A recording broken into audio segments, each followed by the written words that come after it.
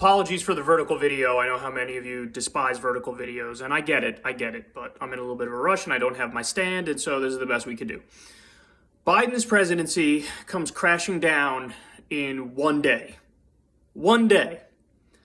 So I saw this news at the exact same time, which I can only describe as traumatic, but the Biden administration just bombed Syria. Iranian-backed militias in Syria is how it's being reported. And at the same time, we learned that the Senate parliamentarian declared, oh, you can't put the $15 minimum wage in the $1.9 trillion COVID relief package. So, Biden and Kamala, all of the evidence at this point in time right now, it's pointing to the conclusion that they will accept the result of the Senate parliamentarian. That is unacceptable. Just so you understand, it's an advisory opinion. They don't have to listen to it. If they do listen to it, they are choosing to listen to it because they don't actually want a $15 minimum wage.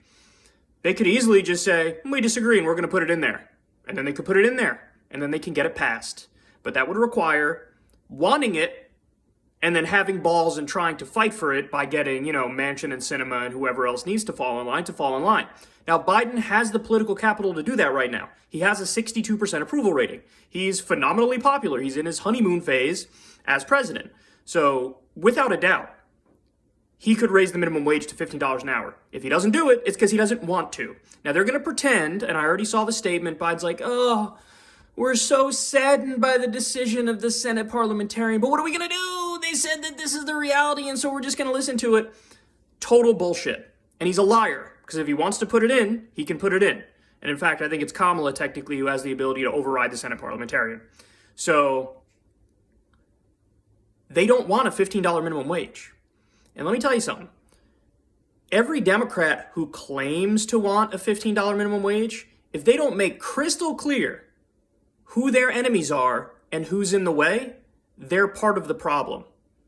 I need to see battle lines drawn. I need to see specific people being called out by name. I'm talking about other Democrats calling out President Biden. I'm talking about other Democrats calling out Kamala Harris, calling out Joe Manchin. I want to see ads running against them on this specific issue. Bernie Sanders hasn't said Dickie McGee's X yet. Dog, I'm waiting for it. Pramila Jayapal and Ro Khanna, to their credit, basically said, we don't care what the Senate parliamentarian says. It's an advisory opinion. Okay, we took it for what it was, and we disagree. And we're going to go in another direction. We are going to put it in the $1.9 trillion bill. So, that's where we're at right now. In one day, Biden bombed Syria, which is illegal under international law, had no justification to do it. It also symbolizes the complete implosion of peace talks. Biden promised to get back in the Iran nuclear agreement, and he didn't get back in the Iran nuclear agreement. And then he bombs Iranian-backed militias in Syria, which is illegal under U.S. law and international law. It's a giant middle finger, not only to Iran, but to the international community. Wildly unacceptable. Complete neocon, warmonger, warhawk, trash, garbage. So in one day, we have Biden and Kamala crushing the $15 minimum wage, refusing to put it in, and illegally bombing Syria. So if you're on the left, if you're anti-war, if you're for higher wages, you need to understand now. They're telling you, I'm not your ally, I'm your enemy. I disagree with you. Okay, thank you. We will take that information and react accordingly. And everybody who doesn't line up on the proper side of this fight, we see you. We see you for what you are. We see you for what you've become.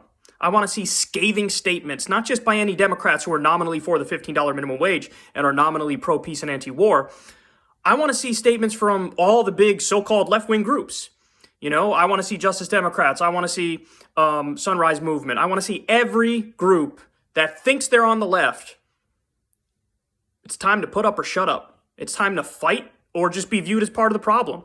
And I don't give a fuck if nobody donates to you ever again or supports you ever again or whatever. This is a really crystal clear issue, and you're either on the right side of it or you're on the wrong side of it.